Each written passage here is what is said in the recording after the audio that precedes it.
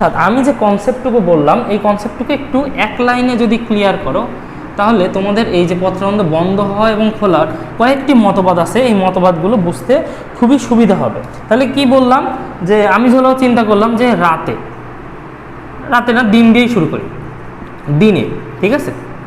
এখন দিনে মনে করো আমরা জানি যে দিনে হচ্ছে কি হয়, যে দিনে হচ্ছে কিন্তু সালোক সংশ্লেষণ প্রক্রিয়া চলতে থাকে, রাতে কিন্তু সালোক সংশ্লেষণ প্রক্রিয়া চলে না, কারণ সালোক সংশ্লেষণের জন্য আলো দরকার। তো দিনের বেলা সালোক সংশ্লেষণ প্রক্রিয়া আমরা জানি যে হচ্ছে কিন্তু গ্লুকোজ, উদ্ভিদ দেহে শর্করা জাতীয় খাদ্য তৈরি হয়, অর্থাৎ গ্লুকোজ তৈরি হয়।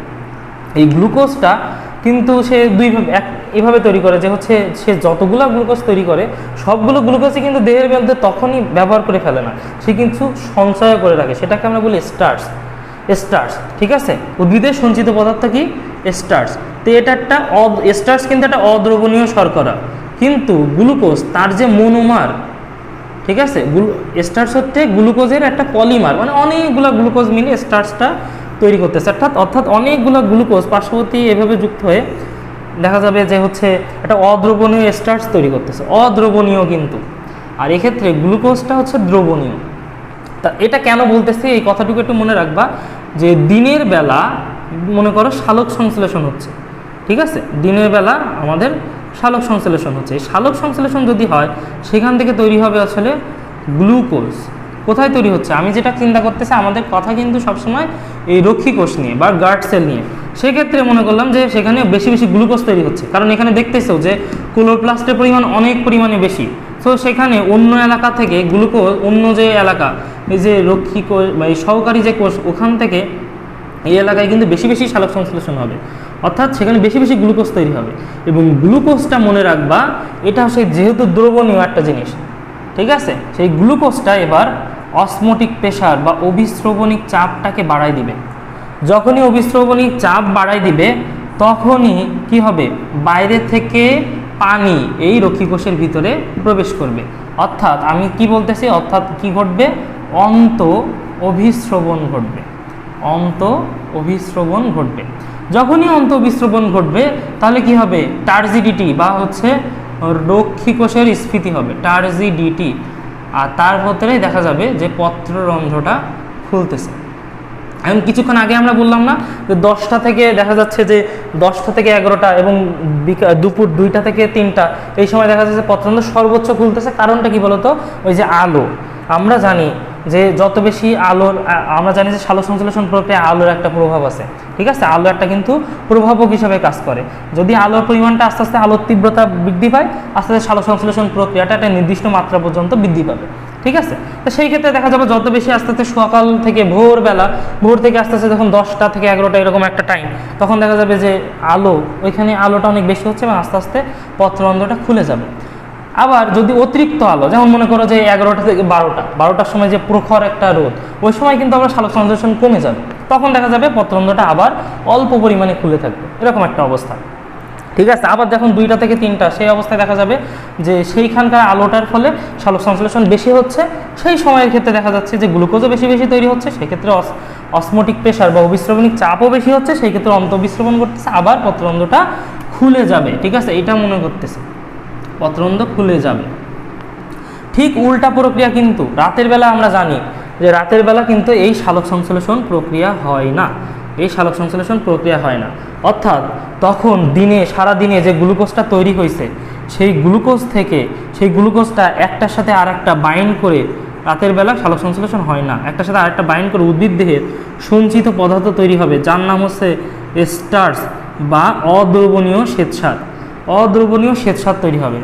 যখনই, অর্থাৎ এই গার্ড সেলের ভিতরে রাতের বেলা অদ্রবণীয় শ্বেতসার তৈরি হচ্ছে, ঠিক আছে, যখনই অদ্রবণীয় শ্বেতসার তৈরি হচ্ছে, এখানে দ্রবণীয় না, পানি, এখানকার যে ওয়াটার আছে, যে গার্ড সেলের সাথে যে ওয়াটার আছে, এর ভিতরে যে ওয়াটার আছে তার সাথে দ্রবণীয় না, তখন দেখা যাবে যে আশেপাশের কোষগুলা, অর্থাৎ সহকারী কোষগুলাতে, তখন যে আশেপাশের কোষগুলাতে অসমোটিক প্রেশার বেড়ে যাবে, কিন্তু রক্ষী কোষের অসমোটিক প্রেশার হচ্ছে কমে যাবে, অর্থাৎ রক্ষী কোষের অসমোটিক প্রেশার কমে যাবে। যখন রক্ষী কোষের অসমোটিক প্রেশার কমে যাবে, সহকারী কোষের অসমোটিক প্রেশার বেড়ে যাবে, তখন কি ঘটবে, বহি অভিস্রবণ, বাইরে পানিটা চলে আসবে, এই বাইরে এলাকায় পানিটা চলে আসবে। ঠিক আছে, রক্ষীকোষ থেকে পানিটা চলে আসবে বাইরে, তখনই কি হবে, তখন কিন্তু রক্ষীকোষের স্ফীতি ঘটবে না, রক্ষীকোষটা চুপসে যাবে। ঠিক আছে, রক্ষীকোষটা চুপসে যাবে, এটার কথা বলতেছি, রক্ষীকোষ চুপসে যাবে। আর রক্ষীকোষ যদি চুপসে যায় তার মানে কি, পত্ররন্ধ্র কিন্তু বন্ধ হয়ে যাবে। ঠিক আছে, পত্ররন্ধ্র বন্ধ হয়ে যাবে। এই লাইনের এই কনসেপ্টটুকু যদি তুমি বুঝতে পারো, আমরা পরবর্তীতে ভন মহল, সায়েরির মতবাদ, তারপর হচ্ছে লয়েডের মতবাদ এবং আধুনিক যে পত্ররন্ধ্র বন্ধ হয় এবং খোলার মতবাদ আছে, এই মতবাদটুকু বুঝতে পারবো যদি এই লাইনটুকু তোমরা ক্লিয়ার করে বুঝতে পারো। ঠিক আছে, তো চলো শুরু করো। আমরা এবার শুরু করব যে পত্ররন্ধ্রের ক্ষেত্রে দেখব যে কয়েকটা মতবাদ আছে। তো প্রথমত যে মতবাদটা আছে সেটা হচ্ছে বিজ্ঞানী ভন মহল। বিজ্ঞানী ভন মহল তিনি হচ্ছে 1856 সালে, বিজ্ঞানী ভন মহল 1856 সালে একটা বিশেষ থিওরি দেন, যে হচ্ছে রক্ষীকোষের, এগুলো হচ্ছে একেবারে পুরাতন থিওরি, একটা আধুনিক প্রোটন প্রবাহ মতবাদ আছে, সেটা আমরা পরবর্তীতে শিখবো। আপাতত প্রথম থেকে আলোচনা করতেছি যে আগে কিন্তু এই কনসেপ্টটুকু বুঝতে হবে, তারপরে এটা সেখানে প্রয়োগ করতে হবে। এখানে ভন মহল সহজ কথা, এখানে তিনি দায়ী করছেন হচ্ছে রক্ষীকোষের স্ফীতির পরিবর্তন, তাই না, রক্ষীকোষের স্ফীতির পরিবর্তন, এটা আমরা এমনিতেই বুঝতে পারছি। একেবারে প্রথম ধারণা তিনি দেন 1856 সালে, যে রক্ষীকোষের স্ফীতির পরিবর্তন। তিনি এই রক্ষীকোষের স্ফীতিকে দায়ী করেছেন, যদি রক্ষীকোষ যদি স্ফীত হয় তাহলে হচ্ছে পত্ররন্ধ্রটা খুলবে, রক্ষীকোষটা যদি হচ্ছে স্ফীতির বদলে যে রক্ষীকোষটা চুপসে যায় তাহলে হচ্ছে পত্ররন্ধ্রটা বন্ধ হয়ে যাবে। কিন্তু রক্ষীকোষটা কেন স্ফীত হবে, কেন হচ্ছে বন্ধ হয়ে যাবে, এই কথাটার ক্লিয়ার কনসেপ্ট কিন্তু তিনি দেন নাই। তো এই কথাটার ক্লিয়ার কনসেপ্ট আসছে দুই নম্বর একটা মতবাদ, যে সেটা হচ্ছে কি 1908 সালে একজন বিজ্ঞানী, নাম তার হচ্ছে লয়েড। ঠিক আছে, লয়েডের মতবাদ অনুসারে তিনি দায়ী করছেন মূলত হচ্ছে তার যে পরিবর্তন, তাকে বলা হয় তার যে হচ্ছে দায়ী করছেন মূলত এস্টার্স এবং গ্লুকোজ। ঠিক আছে, এস্টার্স এবং গ্লুকোজ, এই যে কিছুক্ষণ আগে এই যে কথাটুকু বললাম আমরা, এস্টার্স, তার মতবাদটাকেই বলা হচ্ছে যে এস্টার্স সুগার মতবাদ। এস্টার্স সুগার মতবাদ অর্থাৎ তার জিনিসটাকে বলতেছেন, তার যে মতবাদ সেটাকে বলতেছেন এস্টার্স এবং সুগারের অন্তঃপরিবর্তন। বিষয়টা কি, এই যে কিছুক্ষণ আগে যে তথ্যটুকু দিলাম, এই তথ্যটুকুই আসলে তিনি বলছেন। যখন দেখো দিনের বেলা, তাহলে এটা হচ্ছে দিনের বেলা, যখন দিনের বেলা সালোক সংশ্লেষণ হচ্ছে তখন এই যে সুগার, ঠিক আছে, সুগার বা গ্লুকোজ তৈরি হয়, বেশি বেশি গ্লুকোজ তৈরি হয়, এবং রক্ষীকোষে বেশি বেশি ক্লোরোপ্লাস্ট আছে, তাহলে বেশি বেশি গ্লুকোজ তৈরি হবে সেখানে। তাহলে গ্লুকোজ বেশি বেশি তৈরি হইলো এবং সেখানে দেখা যাবে যে অসমোটিক প্রেশারটা বাড়বে, অন্তঃবিস্রবণ হবে, টার্জিটিটি হবে এবং পত্ররন্ধ্র খুলে যাবে দিনের বেলা। এবং রাতের বেলা বলেছি যে হচ্ছে সেক্ষেত্রে যেহেতু সালোক সংশ্লেষণ টোটালি বন্ধ হয়ে যায়, তাহলে গ্লুকোজ তৈরি হওয়ার থেকে গ্লুকোজটা বেশি বেশি সঞ্চিত হওয়ার পরিমাণটা বেশি বেড়ে যাবে। ঠিক আছে, বেশি বেশি বেড়ে যাবে। এখন তখনই অর্থাৎ এই দ্রবণীয়, আমরা জানি যে গ্লুকোজ হচ্ছে দ্রবণীয় আর স্টার্চ হচ্ছে অদ্রবণীয়, অর্থাৎ অদ্রবণীয় শ্বেতসার রাতের বেলা বেড়ে যাবে। তার ফলে এই রক্ষীকোষে অভিস্রবণিক চাপ কমে যাবে আর সহকরী কোষে অভিস্রবণিক চাপ বেড়ে যাবে। তো যেটার মতবাদ আমরা বলেছিলাম যে অভিস্রবণিক চাপ যেদিকে বেড়ে যাবে সেই দিকে হচ্ছে পানি চলে যাবে, তো বাইরে আসলে পানি এভাবে চলে আসবে। তার ফলে রক্ষীকোষ চুপসে যাবে, অর্থাৎ এই ক্ষেত্রে বহিঃ অভিস্রবণ ঘটতেছে, রক্ষীকোষ চুপসে যাবে এবং পত্ররন্ধ্র বন্ধ হয়ে যাবে। ঠিক আছে, এটা হচ্ছে লয়েডের মতবাদ। এরপরে আর একটা মতবাদ আছে বিজ্ঞানী সায়েরি। ঠিক আছে, বিজ্ঞানী সায়েরি তিনি 1926 সালে আর একটা মতবাদ দেন। দেখো প্রথমে কিন্তু ধারণাটা আস্তে আস্তে পাল্টাচ্ছে, কারণ স্টার্চ সুগার এই যে অন্তঃপরিবর্তন, এই কেন অন্তঃপরিবর্তন হয় এটার কিন্তু ব্যাখ্যা অবশ্য হচ্ছে লয়েড দিতে পারেননি। তা সেই মতবাদটা কেন যে স্টার্চ সুগার মতবাদটা, কেন যে এখান থেকে স্টার্চ এবং সুগার এইভাবে পরিবর্তন হয়, সেই ব্যাখ্যাটা দিয়েছেন সায়েরি। এবং তার মতবাদে তিনি হচ্ছিলেন মূলত পিএইচকে দায়ী করছেন, রক্ষীকোষের পিএইচের যে পরিবর্তন, অর্থাৎ এখানে মনে রাখবো পিএইচের পরিবর্তনকে তিনি হচ্ছে দায়ী করছেন। পিএইচ পরিবর্তন কেমনে, তো চলো এই পাশে একটু দেখে নিই। যে একই কনসেপ্ট, এই কনসেপ্টটুকু আগে মাথায় রাখতে হবে, এই কনসেপ্টটুকু মাথায় রাখতে হবে, তারপরে হলো এখানে আসতে হবে রাতের বেলা। ঠিক আছে, আমরা যদি চিন্তা করি যে হচ্ছে জানি যে রাতের বেলা কিন্তু সালোক সংশ্লেষণ চলে না, কিন্তু আমরা জানি যে শ্বসন প্রক্রিয়া সবসময় কি হয়, শ্বসন প্রক্রিয়া কিন্তু দিনে রাতে সবসময় শ্বসন প্রক্রিয়াটা চলে। অর্থাৎ দিনে রাতে সবসময় যখন শ্বসন প্রক্রিয়াটা চলতেছে, তাহলে দেখা যাবে যে রাতের বেলা যখন সালোক সংশ্লেষণ অফ হয়ে যাচ্ছে তখনও শ্বসন প্রক্রিয়া চলে, এবং শ্বসন প্রক্রিয়ায় তৈরি হয় কি মানে কার্বন ডাইঅক্সাইড, শ্বসন প্রক্রিয়ায় তৈরি হয় কার্বন ডাইঅক্সাইড, এবং এই কার্বন ডাইঅক্সাইডটা যখন তৈরি হবে সেটা পানির সাথে বিক্রিয়া হয়ে কার্বনিক অ্যাসিড তৈরি করবে। এই অ্যাসিডটা আসলে পিএইচটাকে, এই রক্ষী কোষের পিএইচটাকে কী করবে, কমায় দিবে, ঠিক আছে, পিএইচটা কমায় দিবে। তো পিএইচটা যখন হচ্ছে মনে করো পিএইচ হচ্ছে 5, পিএইচটা যখন 5-এ পরিণত হবে, পিএইচটা যখন 5-এ পরিণত হবে তখনই বিশেষ একটা এনজাইম ফসফোরাইলেজ, ঠিক আছে, ফসফোরাইলেজ এনজাইমের সহায়তায় এই ক্ষেত্রে দ্রবণীয় যে দিনের বেলা যে দ্রবণীয় যে গ্লুকোজটা ছিল, ঠিক আছে, যে এটাকে আমরা বলতেছিলাম হচ্ছে দ্রবণীয় চিনি, যে গ্লুকোজটা ছিল, ঠিক আছে, এটা মূলত ছিল হচ্ছে গ্লুকোজ, এটা মূলত হচ্ছে এর সাথে একটা গ্লুকোজ 1 ফসফেট থাকে, ঠিক আছে, গ্লুকোজ 1 ফসফেট। তো সেখান থেকে এই ফসফোরাইলেজ এনজাইমের সহায়তায় সেক্ষেত্রে তৈরি করলো হচ্ছে মানে অদ্রবণীয় শ্বেতসার তৈরি করবে। তো আমি যেটা বললাম যে রাতের বেলা হচ্ছে সেখানে হচ্ছে সালোকসংশ্লেষণ প্রক্রিয়া চলবে না, তার ফলে সেক্ষেত্রে দেখা যাবে যখন মানে কার্বন ডাইঅক্সাইড তৈরি হওয়ার ফলে শ্বসন প্রক্রিয়ায় যে কার্বন ডাইঅক্সাইড তৈরি হয় সেটা তৈরি হওয়ার ফলে সেটা কার্বনিক অ্যাসিড তৈরি করবে পানির সাথে বিক্রিয়ায়, এবং সেটা যখন পিএইচের মানটা যে 5 হয়ে যাবে তখনই আসলে এই গ্লুকোজ 1 ফসফেট যেটা দ্রবণীয় ছিল সেই দ্রবণীয়টা এই বিশেষ এনজাইম ফসফোরাইলেজ এনজাইমের উপস্থিতিতে ভেঙে যেয়ে তৈরি হবে অদ্রবণীয় শ্বেতসার, অদ্রবণীয় শ্বেতসার, এবং এই ফসফেটটা বের হয়ে চলে যাবে শ্বেতসার, এবং অজৈব ফসফেট বা ইনঅর্গানিক ফসফেটের যেটা কথা বলি অজৈব ফসফেট তৈরি হবে। আবার যদি দিনের বেলার কথা বলি তাহলে সেক্ষেত্রে দেখা যাবে যে দিনের বেলা সালোকসংশ্লেষণ প্রক্রিয়াও চলতেছে এবং শ্বসন প্রক্রিয়াও চলতেছে। তো তখন দিনের বেলা দেখবো যে হচ্ছে তখন কিন্তু শ্বসন প্রক্রিয়া যেটা চলতেছে তখন মানে দিনের বেলা দেখবো যে হচ্ছে সালোকসংশ্লেষণ প্রক্রিয়া যখন চলতেছে তখন আমাদের এই যে পিএইচটা, ঠিক আছে, পিএইচটা আস্তে আস্তে এবার বৃদ্ধি পাবে, ঠিক আছে, কারণ তখন যে মাত্রায় যে কার্বন ডাইঅক্সাইড আমরা জানি শ্বসন প্রক্রিয়ায় যে কার্বন ডাইঅক্সাইডটা যেটা তৈরি হয় ওই কার্বন ডাইঅক্সাইডটা উদ্ভিদ সালোকসংশ্লেষণে কিছু ব্যবহার করবে, ঠিক আছে, অর্থাৎ শ্বসন প্রক্রিয়ায় তো কার্বন ডাইঅক্সাইড ত্যাগ হয়, সেটা দিনের বেলা দেখা যাবে যে হচ্ছে সে সালোকসংশ্লেষণ প্রক্রিয়ায় ওই কার্বন ডাইঅক্সাইডও গ্রহণ করে, সেই গ্রহণ করে কিসে তখন হচ্ছে যখনই সেই কার্বন তখন কিন্তু বেশি আসলে ওই কার্বনিক অ্যাসিড তৈরি হইতে পারবে না, সো পিএইচটাও বৃদ্ধি পেয়ে যখন 7-এ চলে আসবে তখনই উল্টা প্রক্রিয়াতে দেখা যাবে যে অদ্রবণীয় শ্বেতসার, ঠিক আছে, সেটা আবার ভেঙে দেখা যাবে ছোটো ছোটো গ্লুকোজে পরিণত করবে।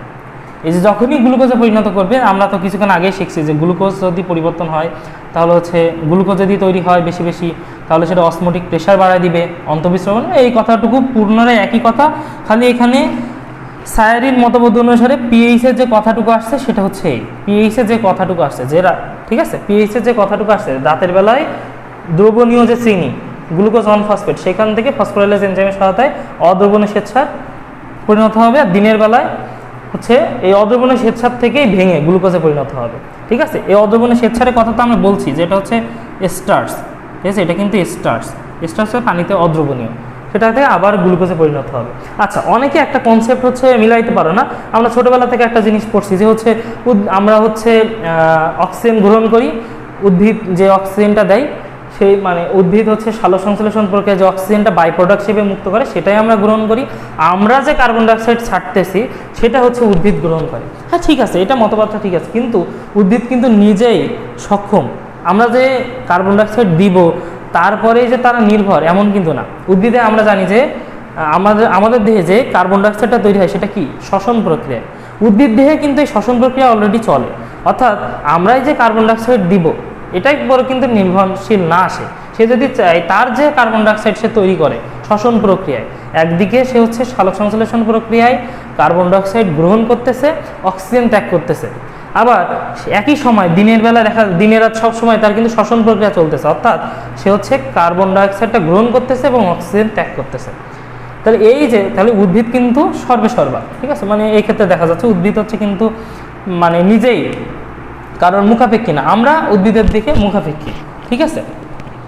তো এই ছিল হচ্ছে মূলত ভন মহল, লয়েড এবং সায়ারি মতবাদ। এরপর একটা আধুনিক প্রোটন প্রবাহ মতবাদ আছে, তো সেটার আগে এই কনসেপ্টটুকু বুঝে নিতে হবে। আচ্ছা, এবার এ পর্যায়ে আমরা হচ্ছে পত্ররন্ধ্র বন্ধ হওয়া এবং খোলার মানে আধুনিক মতবাদে অর্থাৎ বা প্রোটন প্রবাহ মতবাদটা পড়ব।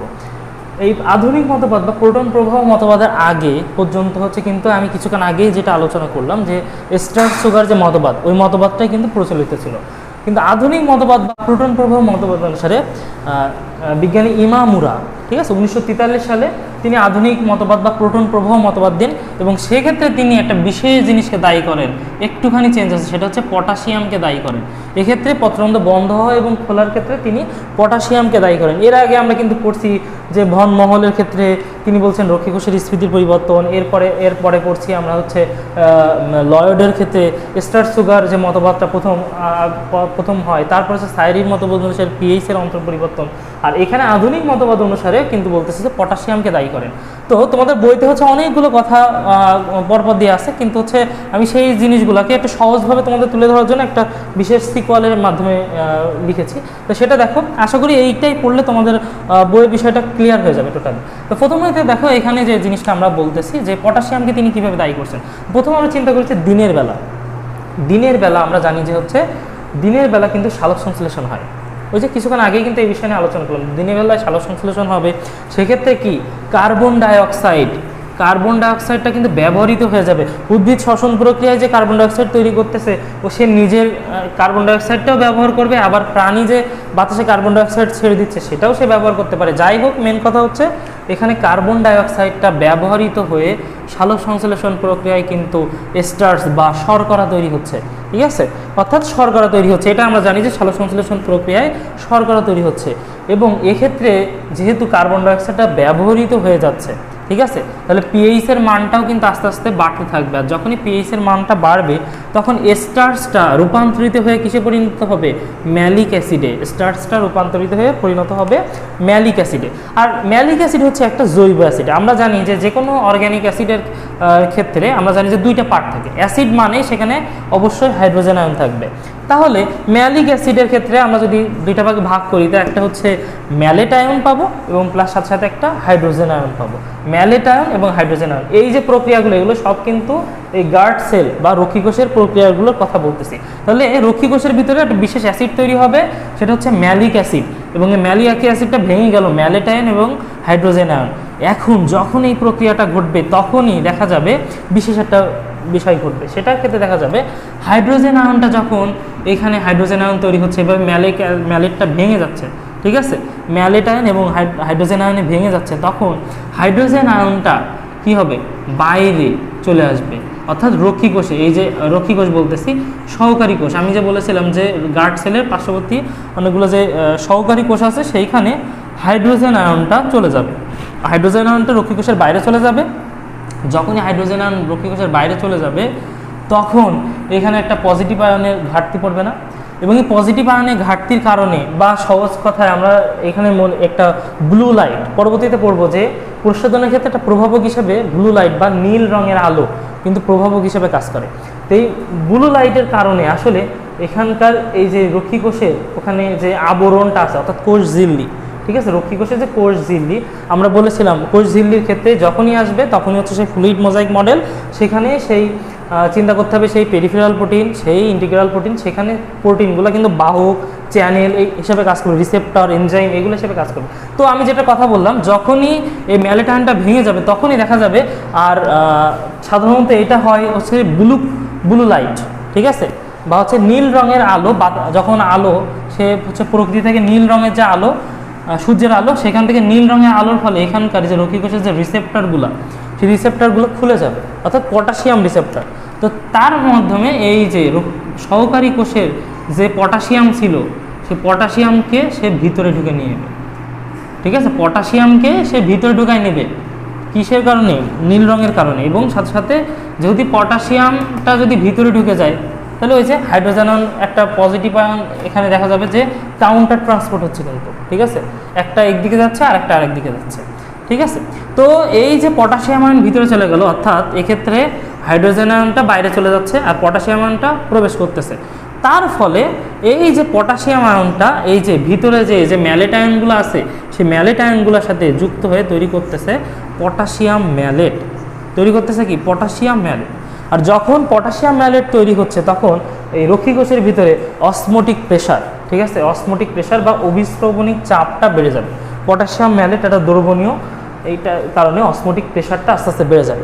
যখনই অসমোটিক প্রেশার বা অভিস্রবণিক চাপ বেড়ে যাবে তখন দেখা যাবে যে বাইরের এই যে সহকারী কোষ এই এলাকা থেকে পানি এই রক্ষী কোষের ভিতরে প্রবেশ করতেছে, অর্থাৎ অন্ত অভিস্রবণ ঘটতেছে, এন্ডোসমোসিস ঘটতেছে, তার ফলে রক্ষী কোষটা স্ফীত হয়ে উঠবে।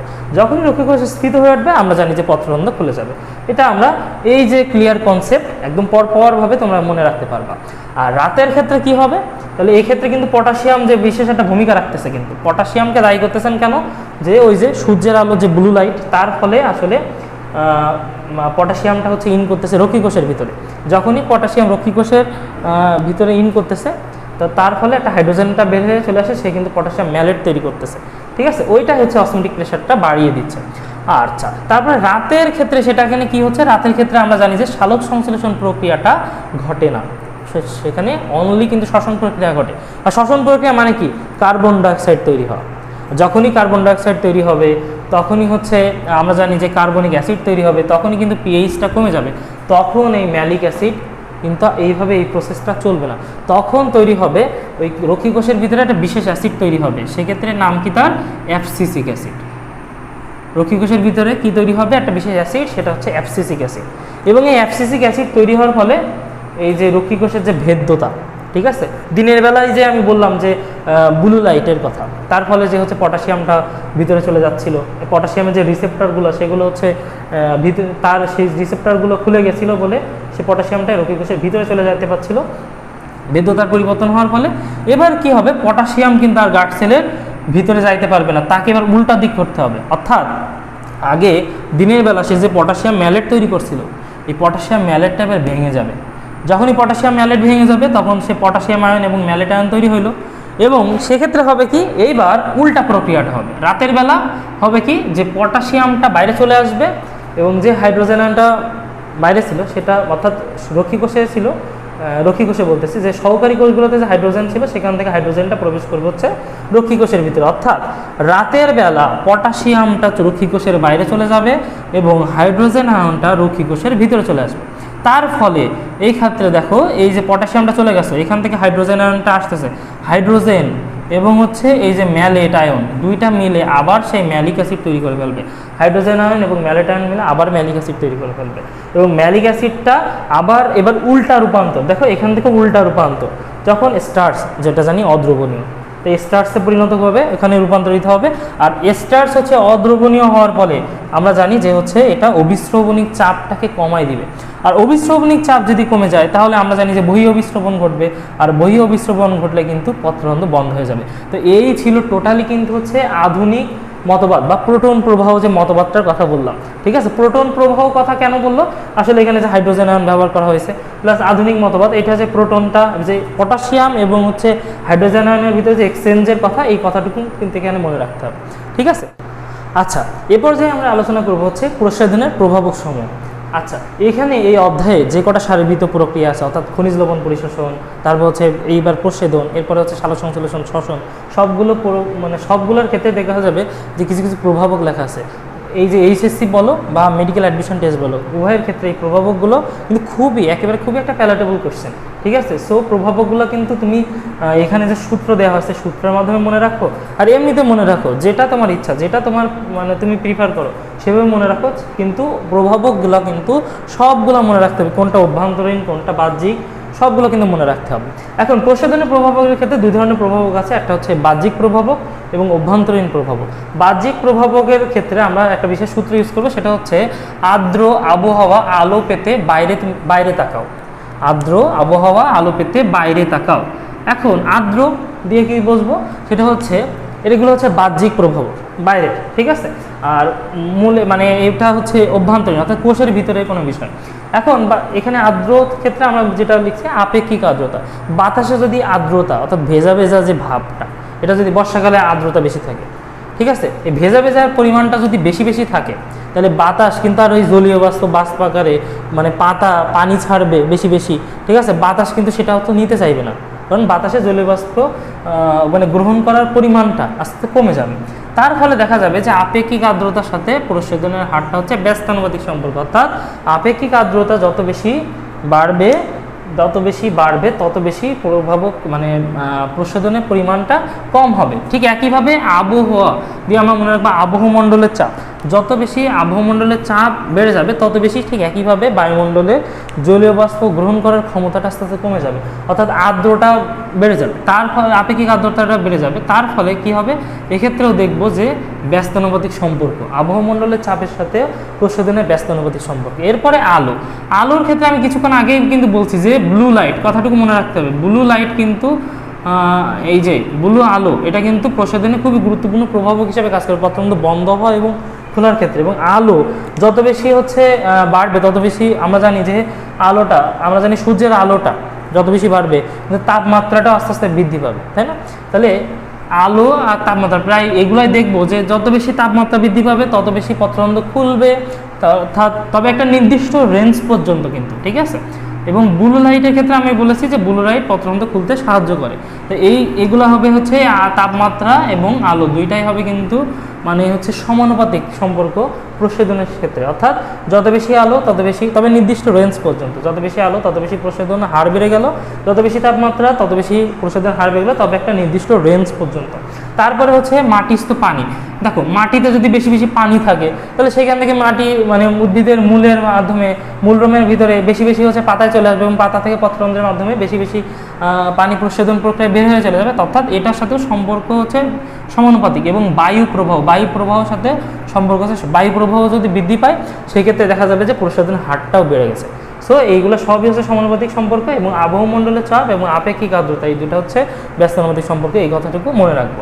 এরপরে যেটা আছে প্রশোধনের অভ্যন্তরীণ প্রভাবক সমূহ, এগুলো কি আছে যে আমরা একটা সূত্রের সাহায্যে মনে রাখতে পারি যে মানুষের জীবন মূলত গঠন আর শাসন, মানুষের জীবন মূলত গঠন আর শাসন। তাহলে মানুষের দিয়ে আমরা মনে রাখতে পারি মেসোফিল টিস্যুতে পানির পরিমাণ, মেসোফিল টিস্যু কিছুক্ষণ আগে কিন্তু তোমাদের আমি পাতার যে প্রস্তুচ্ছেদ তোমাদের দেখাইছিলাম যে পাতাকে যদি আমি কাটি তাহলে বাইরের দিকে দুইটা লেয়ার পাবো, বাইরের দিকে অর্থাৎ আপার এপিথেলিয়াম লোয়ার এপিথেলিয়াম পাবো, তারপর উপরের দিকের কোষগুলা হচ্ছে ঘন সন্নিবেশিত, এগুলোকে বলা হয় প্যালিসেড প্যারেনকাইমা, নিচের দিকের কোষগুলোকে বলা হয় স্পঞ্জি প্যারেনকাইমা।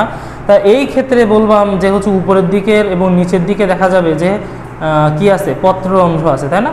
এই মেসোফিল টিস্যু এগুলোকে এই যে প্যালিসেড প্যারেনকাইমা এবং স্পঞ্জি প্যারেনকাইমা দুইটাকে একসাথে বলা হয় পাতার মেসোফিল টিস্যু। এই মেসোফিল টিস্যুতে যদি বেশি বেশি পানি থাকে তাহলে বেশি বেশি পত্ররন্ধ্রের মাধ্যমে পানি বের হয়ে চলে যাবে। তাহলে এটার সাথে আমরা দেখব প্রশোধনের সম্পর্ক হচ্ছে সমানুপাতিক সম্পর্ক, ঠিক আছে। আর জীবনী শক্তি, ঠিক আছে, যে পাতার জীবনী শক্তি অনেক বেশি, বৃদ্ধ পাতাতে আস্তে আস্তে দেখা যাবে যে প্রশোধনের হার আস্তে আস্তে কমে যাচ্ছে, তাহলে জীবনী শক্তি হিসেবে কিন্তু কাজ করতেছে, ঠিক আছে। নেক্সট হচ্ছে দেখা যাচ্ছে মূলত সেখান থেকে আমরা মূল ও বিটোপের অনুপাত, ঠিক আছে। তাহলে মূল যদি দেখা যাচ্ছে মূলের পরিমাণটা কম তাহলে হচ্ছে কিন্তু সেই উদ্ভিদ কিন্তু বেশি বেশি পানি পাতায় পৌঁছাইতে পারবে না, অর্থাৎ বেশি বেশি কিন্তু পানি পরিশোষণ হবে না, সেক্ষেত্রে জীবনী শক্তির সাথেও সম্পর্ক হচ্ছে সমানুপাতিক। তাহলে মূলের ক্ষেত্রে আমরা বলতেছি যত বেশি মূল তত বেশি প্রশোধন হবে, ঠিক আছে। তো সেই হিসাবে এটা হচ্ছে সমানুপাতিক সম্পর্ক। পাতার গঠন খুবই ম্যাটার করে। পাতার ক্ষেত্রে আমরা দেখছি প্যালিসেড প্যারেনকাইমার বিষয়, স্পঞ্জি প্যারেনকাইমা, যত বেশি প্যালিসেড প্যারেনকাইমাতে কোষ বেশি থাকবে, যত বেশি স্পঞ্জি প্যারেনকাইমাতে স্পঞ্জি কোষের বেশি থাকবে এবং যত বেশি হচ্ছে পত্ররন্ধ্র থাকবে পাতায়, ঠিক আছে, এবং পাতাটা যত বড় হবে, ঠিক আছে, তত বেশি হচ্ছে প্রশোধনটা বেশি বেশি হবে। সো পাতার গঠন কিন্তু অনেক ভ্যারি করে, সো পাতার গঠনের সাথে এটার সম্পর্ক হচ্ছে সমানুপাতিক। এরপরে পাতার আয়তন এবং সংখ্যা, যে গাছে যত বেশি পাতা আছে, ঠিক আছে, পাতার আয়তন অর্থাৎ দৈর্ঘ্য প্রস্থ উচ্চতা যত বেশি হবে সেটা কিন্তু প্রশোধন কিন্তু তত বেশি হবে। পাতার সংখ্যা একটা গাছে যদি অনেক বেশি হয় সেই গাছ থেকে কিন্তু বেশি বেশি কী হবে, প্রশোধন বেশি হবে। সো এখান থেকেও হচ্ছে এটা হচ্ছে সমানুপাতিক। এখন কোশ্চেনটা কোথায় ঘোরায় আমি বলি, এখানে দেখো পাতার আয়তন এবং সংখ্যা, এটা যে অভ্যন্তরীণ প্রভাবক এটা কিন্তু অনেকের মাথায় আসবে না, ঠিক আছে, এটা কিন্তু অভ্যন্তরীণ প্রভাবক, এটা মাথায় আসবে না।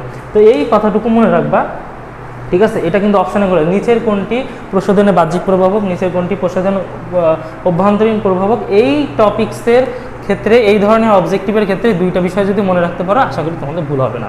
তো প্রশোধনের সকল বিষয় আলোচনা করা শেষ। আশা করি যে লেকচারটা যদি তোমরা খুব ভালোভাবে ফলো করো তাহলে তোমাদের প্রশোধন সম্বন্ধে আপাতত আর কোনো কোশ্চেন থাকবে না এবং বইটা খুব ভালোভাবে রিডিং দিবা, তাহলে ইনশাল্লাহ তোমরা পরীক্ষা অনেক ভালো করবে। তো ধন্যবাদ সবাইকে।